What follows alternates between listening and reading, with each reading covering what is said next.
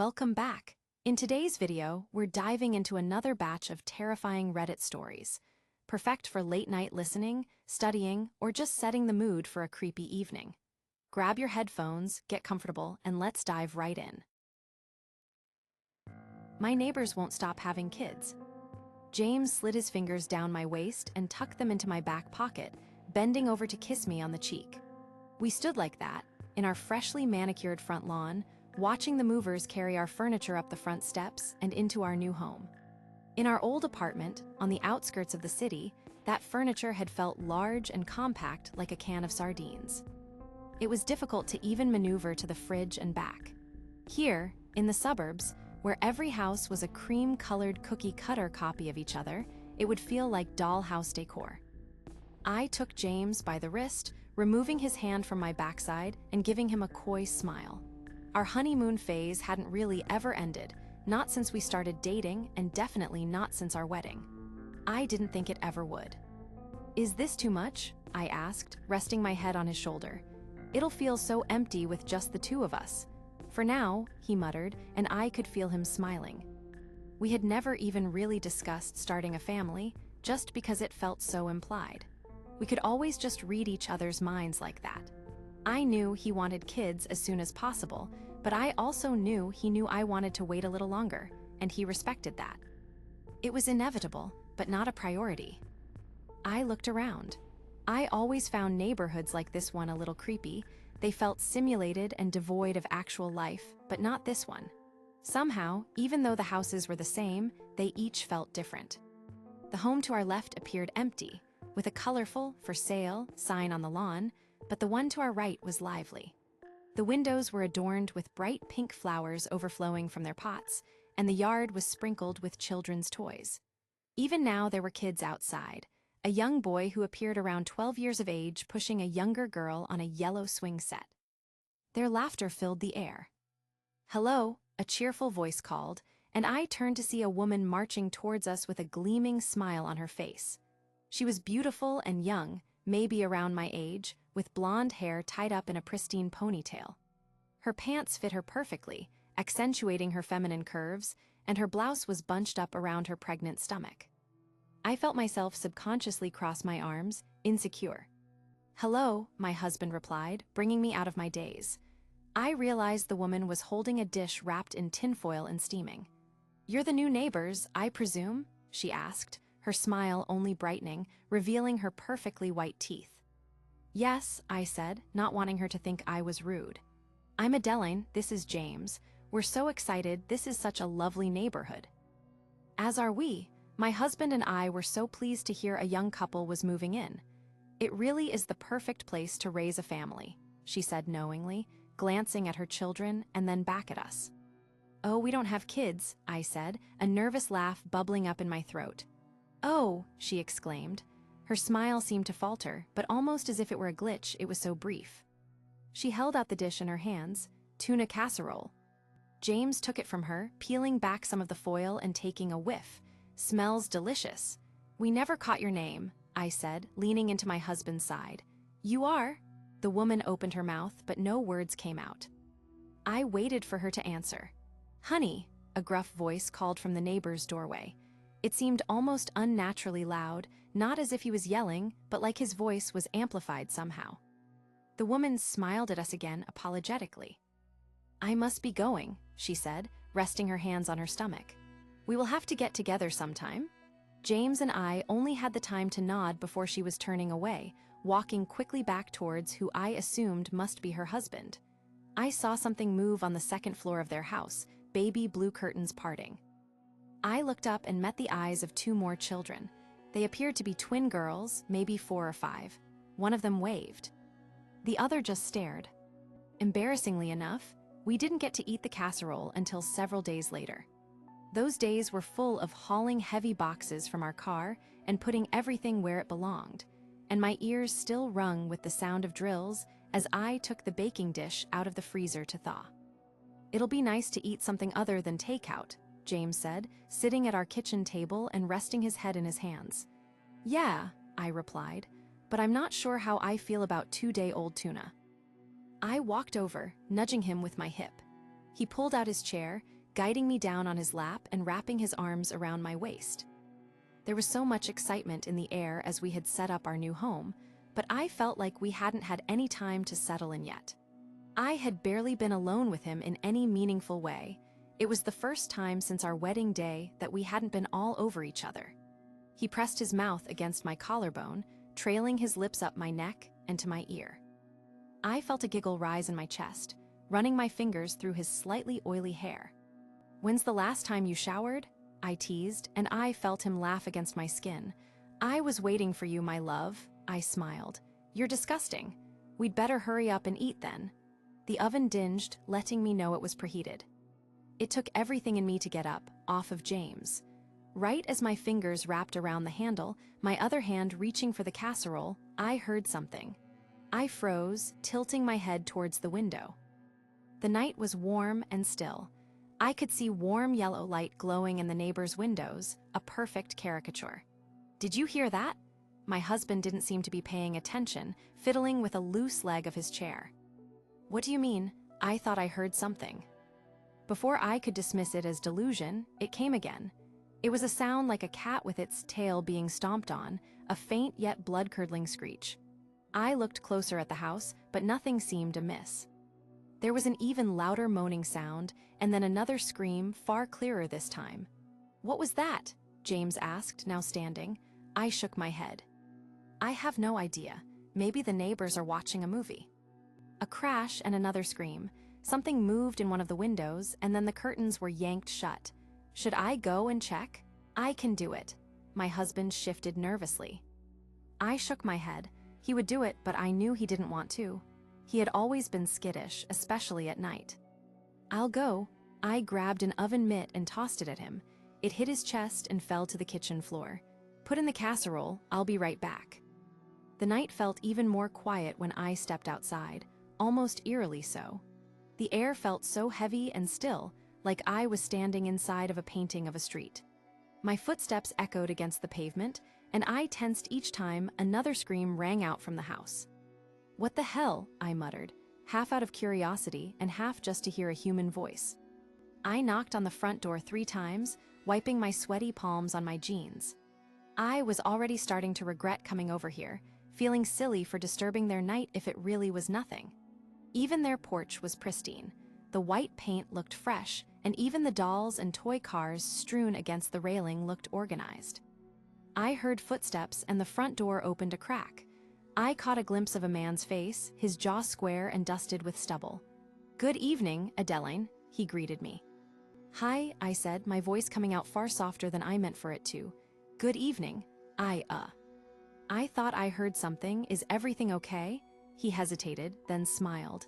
It looked a little forced. He opened the door wider, and I had to stop myself from flinching. His white button-down was stained with flecks of blood, bright red and fresh. There was a child clinging to his pant leg, a little boy that I didn't recognize. "Everything is all right," he told me, tussling the boy's hair absent-mindedly. "My wife is just going into labor." "Oh," I exclaimed, blinking at him in shock. He seemed incredibly calm, considering the circumstances. "Should we call someone? An ambulance?" "No," he said quickly, his smile fading the tiniest bit. "No, that's quite all right." "Thank you for your concern. This isn't her first rodeo, so to speak." He chuckled stiffly. "Oh, okay. Well, tell her congratulations." "Will do." He seemed to look me up and down, and a shiver creeped up my spine. "Well, have a lovely night, and we're so happy you moved in." He went to close the door on me, turning away, but at the last second, the little boy shoved his hand through the crack. A piece of notebook paper fluttered to the slats of the porch, and the door closed with a sharp click. I picked up the piece of paper, somewhat stunned, as another scream ricocheted inside my head. I unfolded it slowly, holding it under the porch light and squinting to make out what the shaky scratches of red crayon read. "Mommy makes lots of babies." It was only a week later that I got a call on the house phone. I was in the bath, and I ran to the kitchen, a towel wrapped around my waist and my hair dripping warm water down my back. "Hello," I said into the receiver, clutching the phone with both hands. Somehow I already knew who it would be. "Hello, Adeline?" Her voice was just as cheerful as it had been that first day we'd moved in, like a jingling bell hanging from the door of a shop. "How are you, dear?" "I'm fine," I replied, my eyebrows cinching into an involuntary frown. "How are you? How's the baby?" "What?" She sounded genuinely confused, but only for a second. "Oh, the baby is just fine. Such a miracle of life, isn't it?" "Yes, such a miracle." "That's amazing. I'm so happy for you." "Yes. So, listen. I was hoping you and your husband would come by tonight for a little dinner party. I made tuna casserole. Please say you will." I swallowed. Something about her was beginning to unnerve me, something about how perky she was only days after labor, but I still didn't want to be rude, and it wasn't like I didn't like her. I didn't want to pass up any friends, especially when they lived just next door. "Of course," I said, hoping she could hear my polite smile. "We'll be there." I clutched my Tupperware of cookies tightly to my chest as James guided me up the front steps. I prayed they wouldn't be able to tell they were store-bought, although I was sure they wouldn't say anything even if they did. James knocked on the door, then tutted and picked at some chipped white paint next to the peephole. "Looks like they need a new paint job out here. Maybe I should offer." "Babe, that's rude," I told him, a strange feeling twisting in my stomach. Something was off, but I couldn't quite put my finger on it. Our neighbor threw open the door, beaming at us. She was wearing a pink flowery dress and a white apron. "I'm so glad you could make it. Come on in. Everyone's waiting in the dining room." I couldn't help but stare at her stomach, which seemed almost as large as it had been the day we'd met. I glanced at my husband, but he didn't seem to have noticed anything, and only smiled at me reassuringly. Admittedly, I didn't know as much as I could about childbirth, but I knew your stomach stayed large for at least a few days.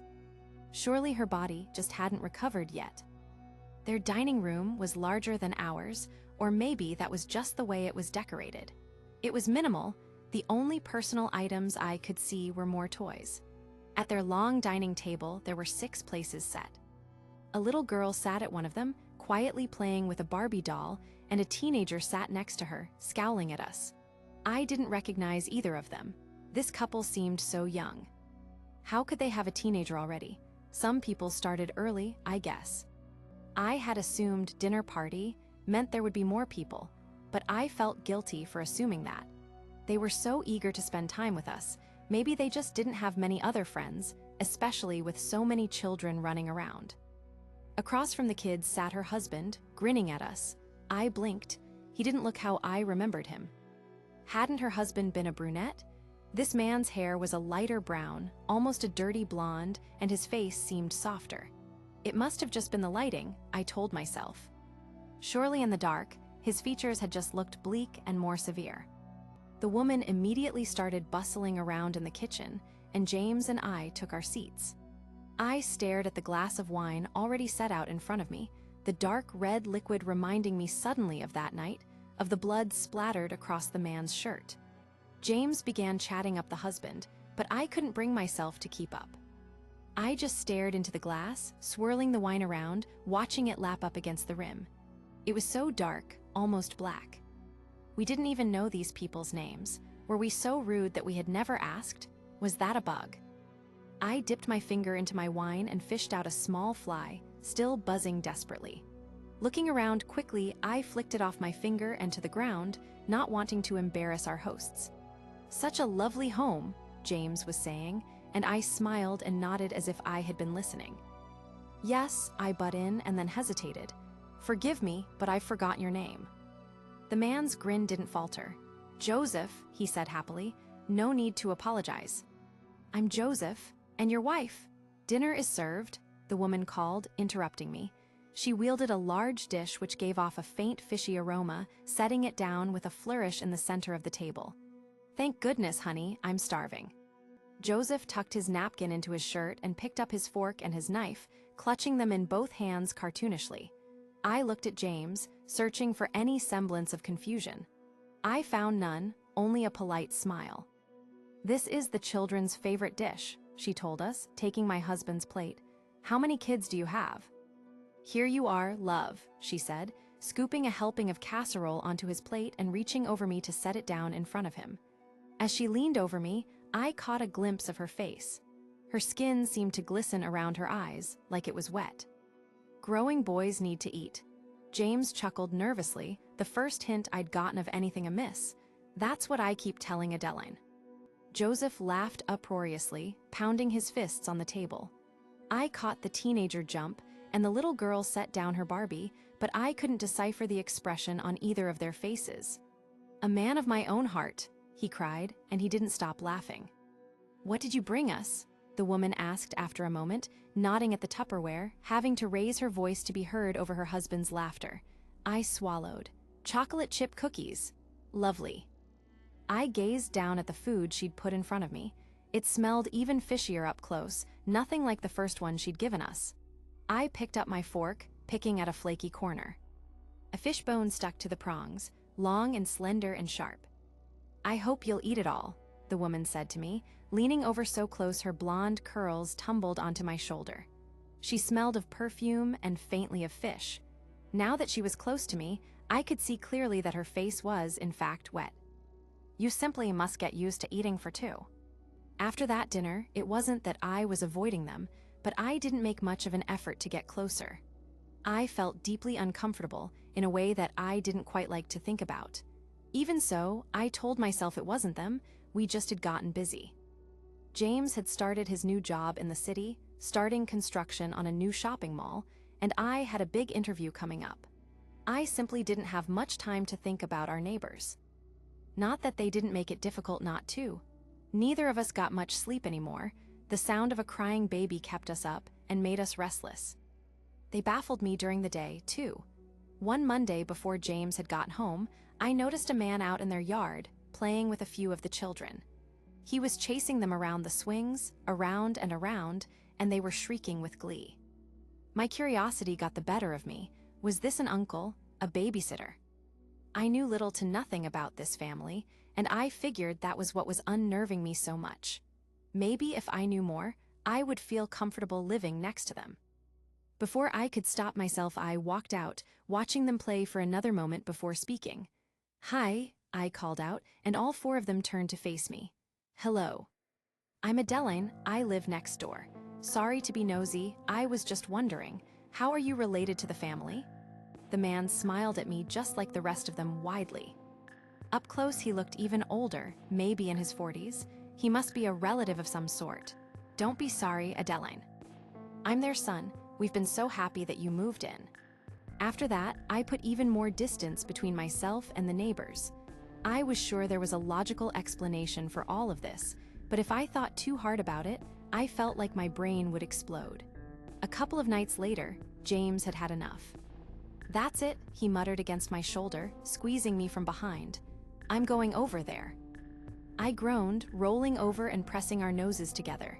Even with my eyes crossed, I could see his dark circles, and his hair stuck up wildly from tossing and turning.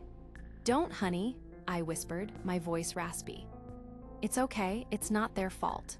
"Surely they can do something," he argued, gently running his fingers through my hair despite his abrasive tone. "Jesus, it's almost louder with the windows closed. How many babies do they have over there anyways?" I paused and thought about his question, and I listened. I hadn't realized, but he was right. The crying didn't sound like one infant, it sounded like a whole chorus. "I can do it if you want," I muttered, but he shook his head. "No, it's okay. I'll go, you went last time." He pulled back the covers and got to his feet, reaching for his pants next to the bedside table. I sat up and watched him get dressed, and once he had kissed me and walked downstairs, I stood up to peer blearily through the bedroom window. It was raining that night, the first rain we'd seen since moving in. It made the neighbor's house look much older than it was, almost like a haunted house.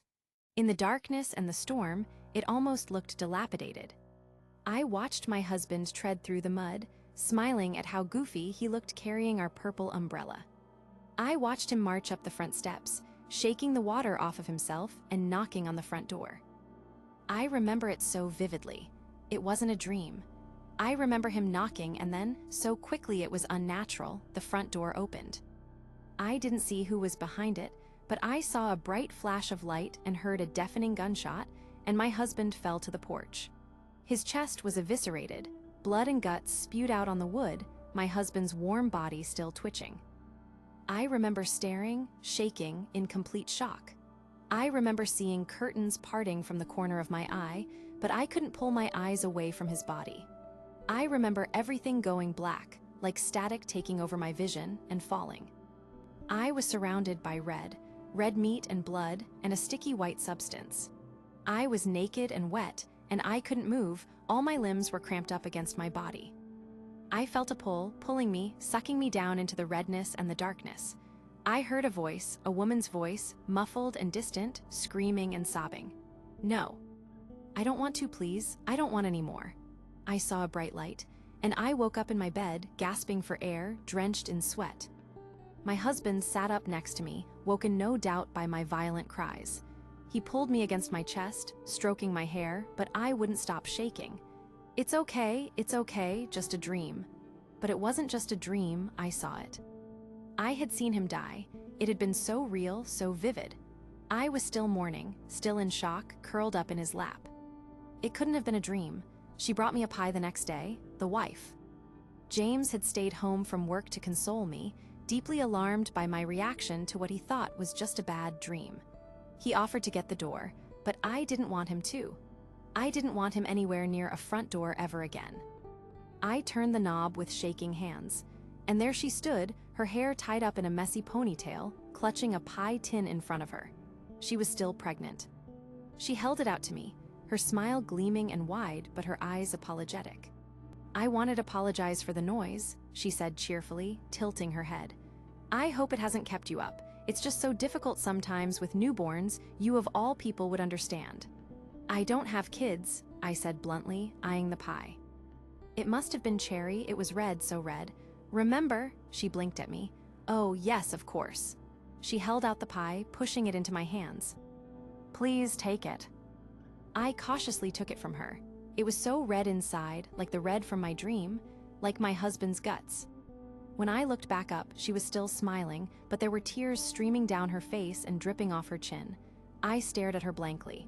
"Are you okay?" "Yes, oh yes." "I'm fantastic, dear." Without warning, she opened her arms and pulled me in, hugging me tightly, the pie tin crumbling between us. "We're just so glad you moved in." I heard a sound, like water trickling, and I cringed as something wet touched my legs. I pulled back and looked down to see liquid trickling down her thighs, slightly pink and sticky. You, She raised her eyebrows inquisitively, then looked down at herself and seemed to blush. "Oh my, yes." "You must excuse me." She gave me another smile, so wide it looked like it might hurt, still weeping silently.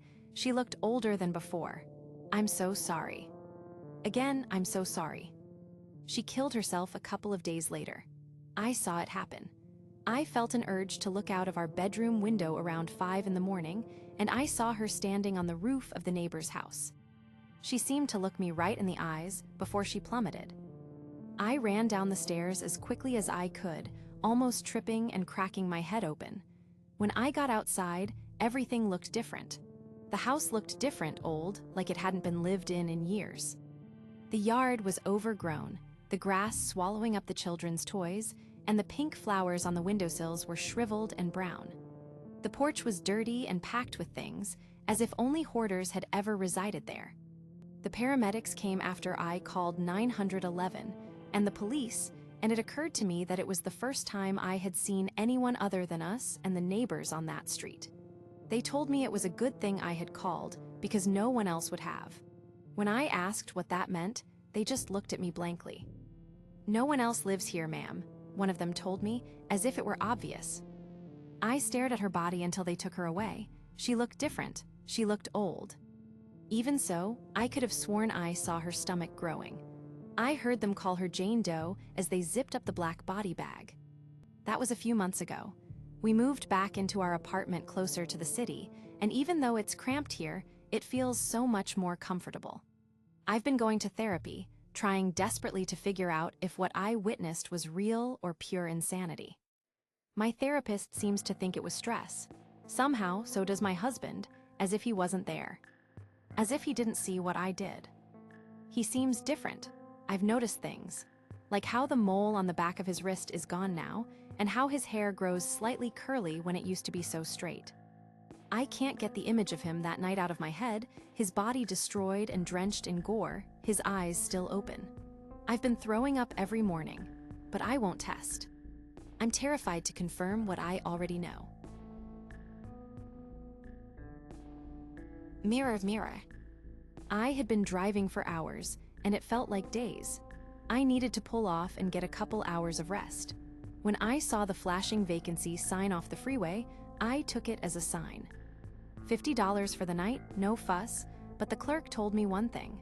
She was pushing 90 years old, gray hair that was so frizzy it looked like she had been shocked recently, and glasses that were held together with Scotch tape. She leaned across the desk when she handed me the silver key. Mirrors stay covered, don't take the sheets off. She huffed at me, traces of her cigarette smoke lingered behind her. So, no mirrors? I asked. What if I need? Don't matter what you need, missy. She snapped, mirrors stay covered, you'll be thanking me later. She pulled her magazine forward and began to flip through it.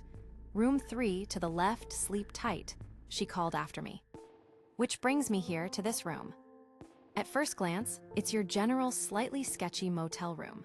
Burgundy bedspread, orange and brown patterned wallpaper with equally atrocious brown carpeting, wooden dresser, and a TV that supersedes my age. Whatever, it was $50.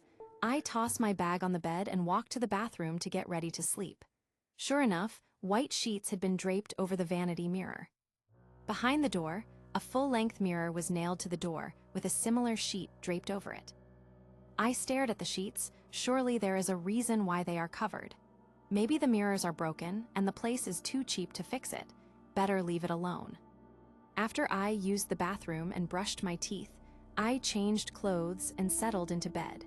It was the first time I had been alone since my brother's funeral that afternoon, so I finally let myself cry. All the feelings of the day flooded through me, and I openly wept into the cheap pillow. At some point, I dozed off. I don't remember even getting comfortable in the stiff bed, let alone falling asleep. But I had this eerie feeling of being watched. I dreamt I was in my hotel room, watching myself sleep. It felt like I was looking through someone else's viewpoint because they moved closer to me. Closer and closer, while I blissfully slept. My viewpoint then reached towards my sleeping form, and right before contact was made, I woke up. I sat straight up, breathing heavily and looking around in the dark, fumbling for the light switch on my nightstand. When the lamp flared to life, the room remained empty. I sighed. What a nightmare. I rubbed my hands over my eyes and down my face. When I looked down at my hands, they were caked in something dark. What the? I whispered and brought my hands closer to the lamp. Dark red coated my hands, and I could smell the familiar metallic smell.